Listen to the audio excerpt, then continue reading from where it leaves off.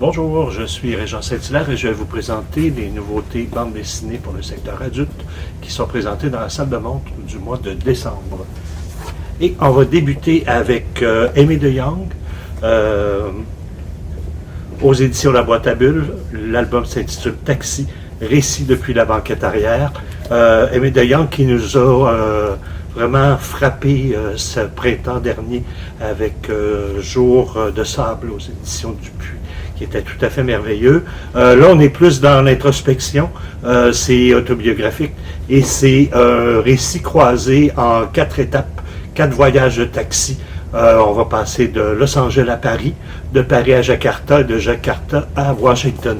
Donc, c'est un récit habilement mené qui nous fait une transition selon ses humeurs et selon la manière que la conversation avec le chauffeur de taxi, s'il y en a une, se déroule. C'est vraiment très, très intéressant. On va aborder, l'immigration, les traumatismes que les chauffeurs de taxi peuvent avoir et aussi la problématique avec Uber, la rémunération des chauffeurs de taxi. On est dans le noir et blanc. Dessin très, très, très expressif. Évidemment, on est en voiture, donc on travaille beaucoup avec les gros plans, donc et des plans rapprochés. C'est vraiment une petite merveille, très, très abordable pour tous. On va continuer avec L'étrange voyage de R.L. Stevenson, de Fabien Groslot et Jérémy Royer, aux éditions d'Argo. C'est le 3e volet d'une trilogie qui s'attarde sur la vie de créateurs assez impressionnants. On avait eu Audubon, on avait eu Charles Darwin. Il termine avec l'Écossais Robert Louis Stevenson qui nous a légué L'île au trésor, Dr. Jekyll et Mr. Hyde et plusieurs autres récits d'aventure. Donc c'est vraiment une biographie, un récit croisé également. On va vraiment partir dans la naissance de Robert Louis Stevenson, mais entre chaque chapitre, ça va être intercalé et ça va être un récit, en fin de compte, des aventures aux îles Samoa. C'est la veuve le journal de Fanny Van de Griffith Stevenson, qui est l'épouse de Stevenson. Il a terminé sa vie dans l'archipel des Samoa. Il est mort quand même assez vieux. Donc, on suit vraiment son évolution enfant à la santé très très fragile, à l'imagination débordante. Son père qui travaille pour le gouvernement, qui est géographe, et il s'occupe aussi de répertorier les phares en Écosse. Donc, il va léguer un peu à son fils l'amour de la mer, l'amour du voyage. Donc, c'est un jeune garçon à la santé fragile, mais qui va aller s'établir en France au début de la vingtaine. Il va se lier émotivement avec une jeune dame, une jeune américaine qui est dans le sud de la France, qui est mariée, qui doit retourner, elle tombe amoureuse de lui, elle doit retourner aux États-Unis pour divorcer, donc lui va aller la voir, il va se brouiller avec son père, il va renier en fin de compte sa religion. Donc c'est vraiment un récit assez intense, on en apprend beaucoup sur l'auteur et on en apprend justement beaucoup sur son processus créatif et sur son imaginaire assez débridé qui a toujours enrainé malgré lui, et à un moment donné, il va vraiment l'ouvrir, et là, il y aura réconciliation avec son père également. Donc, on est dans un graphisme assez léché, donc un très très bel album.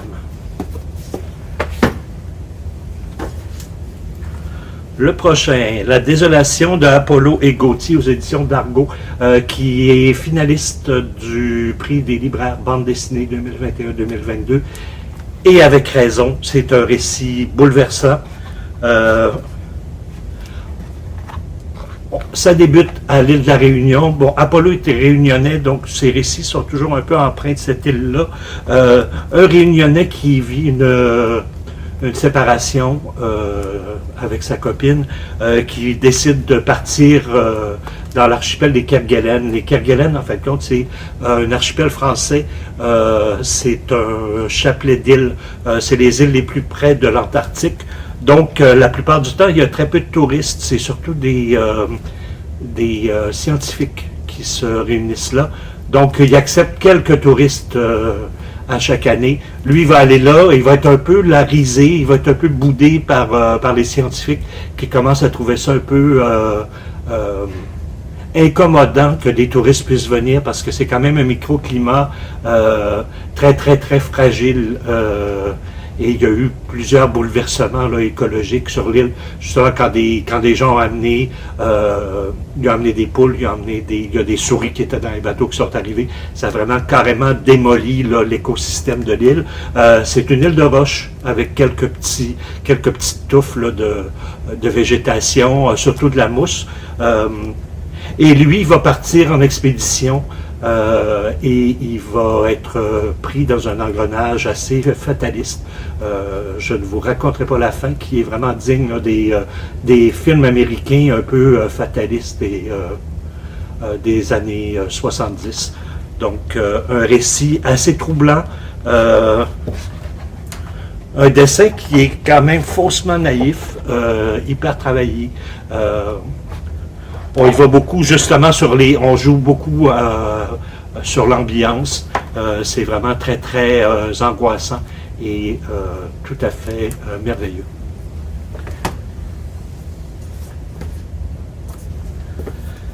Étienne Davodeau, Le droit du sol, journal de vertige, aux éditions Futuropolis. Étienne Davodeau qui a été connu pour...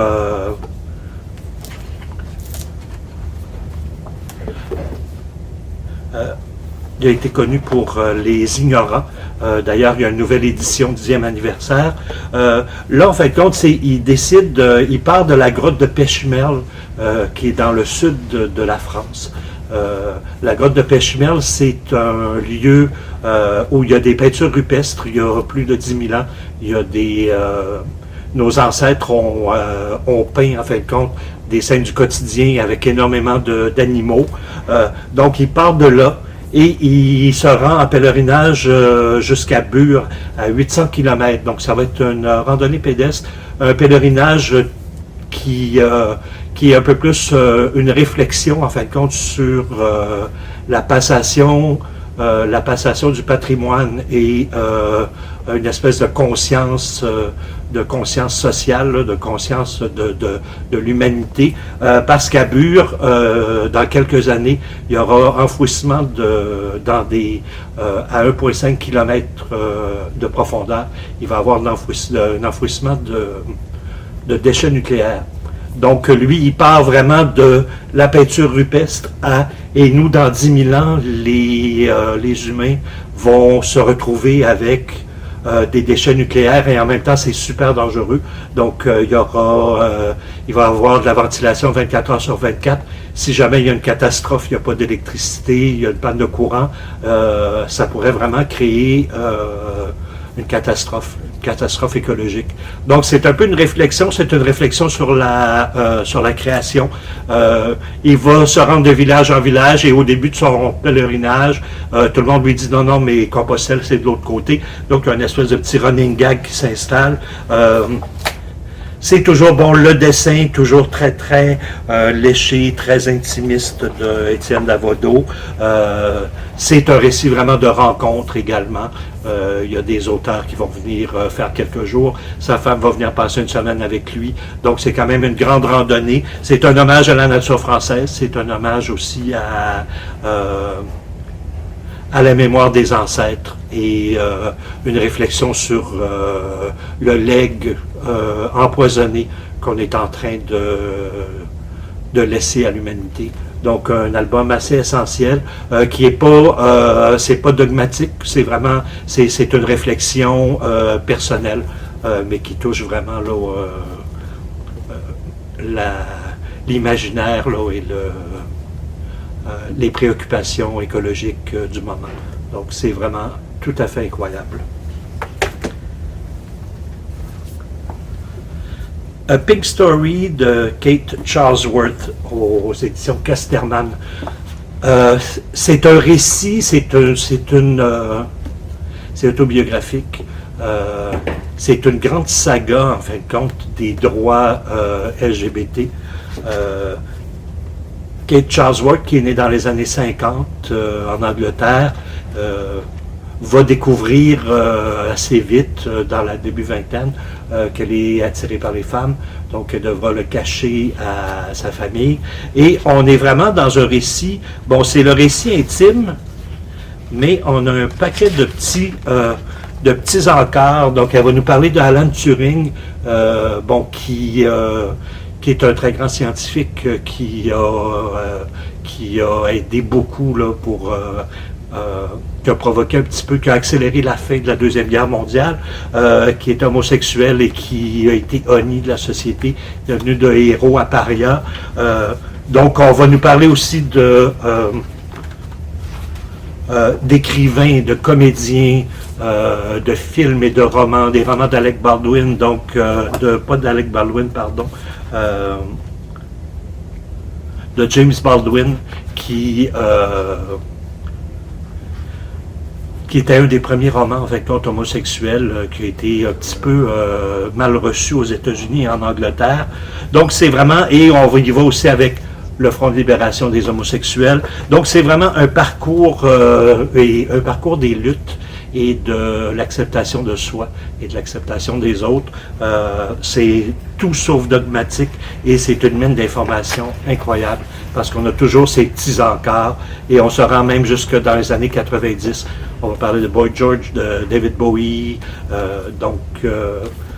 un document assez essentiel qui s'adresse vraiment à un public le plus large possible.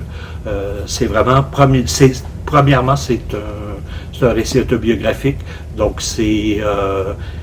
et c'est assez fou. Elle, en fait, compte, a de la misère à s'accepter, donc elle a de la misère à accepter d'être amoureuse ou d'être aimée. C'est vraiment tout à fait merveilleux. Et on va terminer l'année avec un documentaire assez troublant, vraiment étonnant. Ça s'appelle Escroqueuse quand l'hypo frappe. C'est aux éditions Delcourt, la collection Ancrage, de Anna Walder et Michael Alouche. C'est un documentaire sur le diabète de type 1. Il y a environ 9% de la population mondiale qui est frappée par cette maladie. Ils ne sont pas capables de trouver de remède. Donc, ça débute vraiment avec une jeune fille. Elle a 3 ans et elle nous raconte que la maladie s'empare d'elle. Et c'est vraiment raconté sur un ton très enfantin. On va suivre cette jeune fille-là de l'âge de 3 ans jusqu'à dans la trentaine. Ici, vous voyez, c'est ça, elle a 3 ans et elle a des problèmes rénaux à cause de son diabète. Son père est médecin, mais un médecin qui est un peu... il est à la maison, il se préoccupe plus ou moins de la santé de sa fille. Et cette image-là est vraiment troublante. Elle est dans une maison inondée d'urine parce qu'elle a des problèmes d'incontinence. Et elle trouve ça très, très drôle parce que quand elle joue à la cachette avec ses cousins et cousines, ils la trouvent tout de suite. Ils suivent les traces d'urine. Donc, elle dit, ça me fait rire, mais ça me fait faire pipi encore plus. Donc, elle a une espèce elle est très, très débonnaire. Elle a un esprit bon enfant par rapport à ça. Et il va arriver un de ses oncles qui est un gageur, un escroqueur, d'où l'escroqueuse, qui va lui léguer, en fin de compte, l'espèce d'esprit frondeur. Donc, toute sa vie, elle va manger du sucre en cachette. C'est une fille, en fin de compte, qui décide de vivre sa vie. C'est vraiment étonnant. On a vraiment tout aussi on voit l'évolution des traitements à travers les années.